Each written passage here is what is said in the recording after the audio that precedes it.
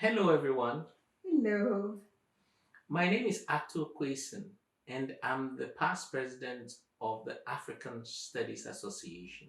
And this is Grace, my wife, co conspirator, and Producer of Critic.Reading.Writing.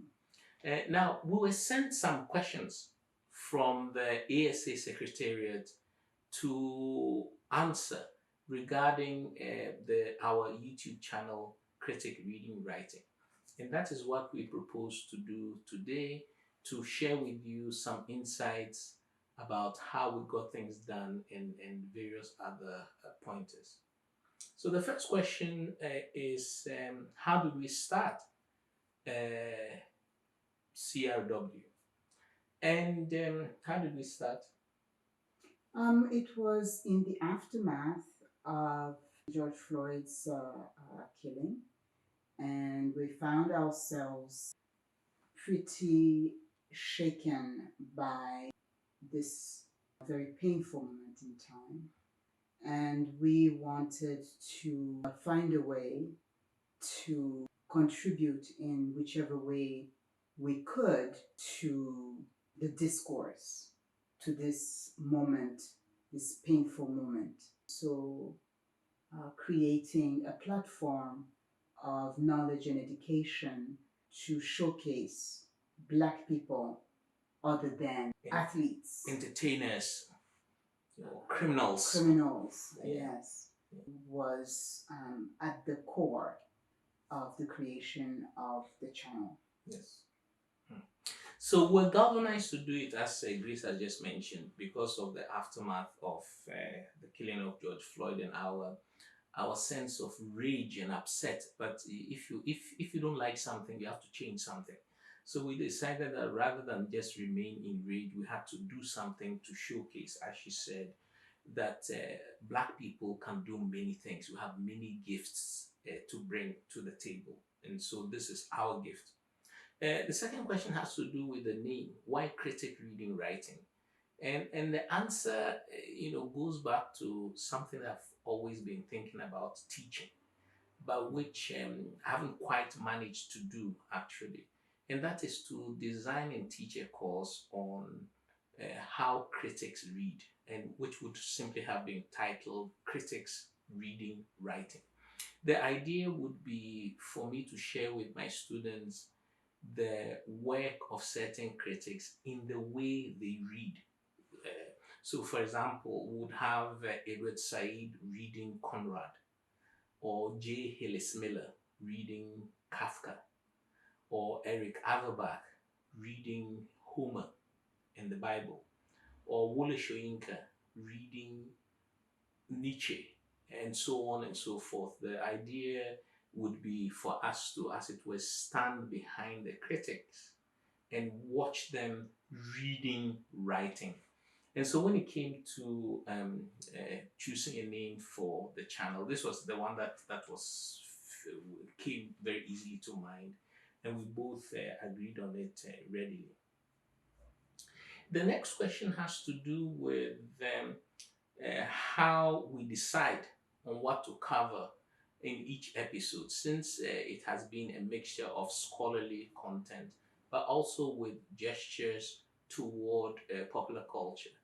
And how we decide is a little bit messy because, in part, I wanted to set things up in such a way as to illustrate my many different interests. Even though I'm a literary critic, I'm also interested in urban studies, I'm interested in magical realism, I'm interested in African literature, obviously, I'm interested in the humanities in general. But in the end, uh, most of what we decide, it comes out of discussion. Yeah, and those discussions revolve around themes and texts that would be then studied under those specific themes.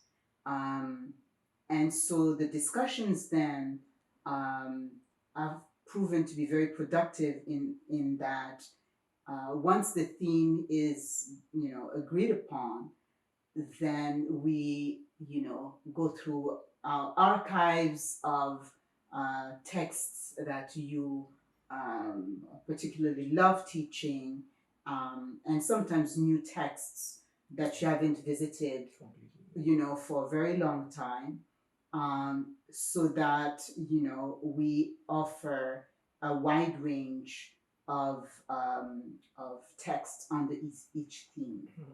The other thing too about what episode to deliver depends on how I'm able to persuade her that it is a good episode or not. So no matter what I think, she's my first audience and also my first critic. So if I'm able to persuade her, I'm sort of fairly certain that I'll be able to put it out for others. The third question is about using multiple platforms. So I've posted things on Instagram. I frequently push things out on Facebook, not so much on Twitter, but I've been using different platforms. So the question here is, um, can you tell us, and I'm reading it, can you tell us more about the different ways you use various communication tools to share all your ideas and information? I already mentioned about the Instagram use, which by the way has abated now. When we first started, I used to post on Instagram a lot.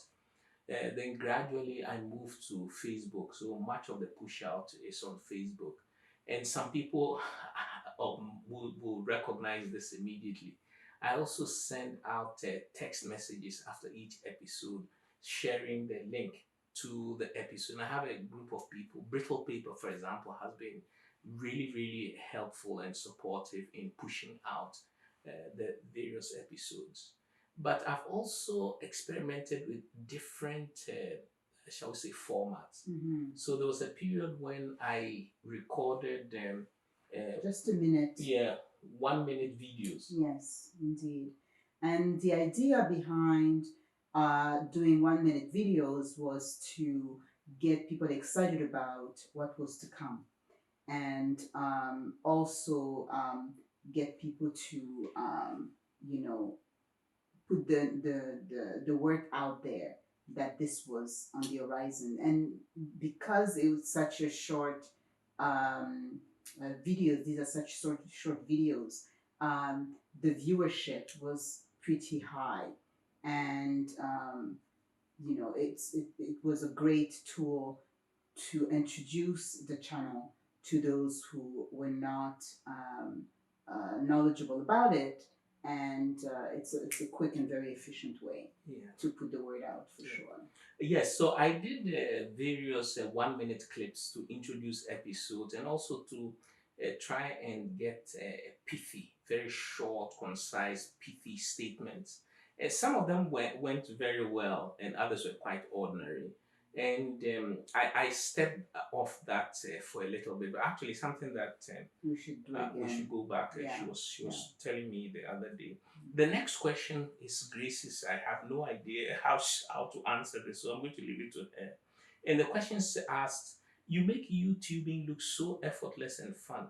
Were there skills that you needed to learn or perfect in order to feel confident about your final product?" Let us say that I am pretty perfectionist when it comes to putting out this kind of content. And so, even though I, when starting out, wanted a uh, greatly produced content, it took a bit of trial and error for us to get to where we are today. So initially it was really off the cuff, um, but we wanted it to, contain as much knowledge within a short amount of time. And so we worked diligently to make sure that we had a good script that would cover um, all the points that we could possibly cover within, half an hour to 45 minutes. And once we really mastered that format, the rest of it became much easier. There is a clear desire to have a certain aesthetic um, that is inspired by the theme that is chosen, and it became really easier and easier as we produced each episode and could see what we can improve upon, to just go out and for me particularly, to just go out and learn what I needed to learn, and make sure that you know Professor Quayson came across as the expert. Okay. And Grace has left out a really, really important detail. And that is that before we started this project, she had never edited video before, ever. So she started from absolute scratch. And she used to tell me in in the early days, that there's nothing you cannot learn from Google and his sister YouTube. So she was literally spending hours and hours on YouTube and Google, and finding out various aspects of the different segments of editing and so on. The first episode, it took her like 35 to 40 hours just to crunch things down to 30 minutes. And in fact, she used to spend on the average of 30 hours for the several videos after that. Now she's crunched it down to roughly about 10 hours. Yeah, Yeah, between 6 to 10. 6 to 10 hours. Yeah, and it's true, but that I came to it as a novice, but it was we were very dedicated to the project, and we are very dedicated to the project, um, and so uh, you know I knew that I needed to invest the time to learn what the skills that I needed to learn.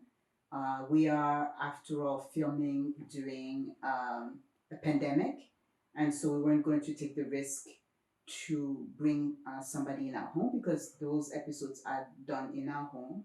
Um, I'm the videographer, and I am the editor. She's a producer. I'm the Please note, producer. she's a creative director There you and go. producer. There you go. And so, he is a man of a certain reputation, and I wanted to just make sure that product matched the intellect. Thank you. Now the next question is, and I'm reading it out. 2020 was the year of video, with the rise of virtual teaching and Zoom meetings. But being on camera can still be intimidating. Do you have any tips for those that still feel camera shy? The tips will really come from her, because she instructs me on where to stand, how to stand, what angle to adopt, and so on. And even the way I dress, it's always I have to pass through a kind of scrutiny, like really, because she's the aesthetically minded one. She's very astute with detail. So once you sort of are confident in your style, your presentation, the next thing is to identify the best way. For example, the pitch of your voice. Frequently she tells me to pause and to retake and speak from my belly many times. In fact, we do several takes of the tapes before we get what we want. So the product projection and so on. And then gradually, we always go back to review. We review our videos, and then we see, well, the lighting was not so good, this posture was not so flattering, the projection was not good enough, and so on. Gradually, the confidence comes slowly. I mean, you don't just wake up, and if you haven't done it before, you are likely to be nervous to start with. It comes slowly, but you have to be very Aware. aware, Mm. self-aware, self-critical, and so on. And I would add also, once you are, when you are very knowledgeable and very enthusiastic about the material, it becomes easier over time. And so I think that um, the first step that I would give is, as you embark in this, in this new format, to just make sure to live very little to chance. Um, and, you know, if you're not happy with it the first time, do it over and over again until you're satisfied. And to be very critical, to be very, very critical of what you see, so that the framing is good, so that, as he pointed out, the projection of the voice is good. But if the material, the starting material is solid, the rest of it will come. If you are, confident in what you're saying, if you are confident in your expertise, then the rest of it will come, because you know it's it will reduce the amount of retake that you have to do to get the final product to where you want it to be. Okay. So the next question is, what has been the most rewarding part of this venture? What challenges have you faced with the production of this work or with the broader YouTube community? The challenges she's already explained, but the most rewarding part of this is really working together. Mm-hmm. We talk about it all the time. We, change perspectives. We're always debating this and that. I read passages out to her from time to time, and she'll be half listening and she'll stop me and she will correct my pronunciation. By the way, as an African, I have an African accent, and often I mispronounce words. She was brought up in part in the United States, so she's able to pick up certain idiosyncrasies that I have, which I'm not conscious of. And so it's a collaboration. It's been a very wonderful process of discovery and also self-discovery, because we're discovering things that we did. I didn't know that she was such a fantastic videographer, but more importantly, that she was so intense and focused when she set her mind to do something. I knew it in other parts of our lives together, but this has just been a revelation in terms of what I think that's the most rewarding.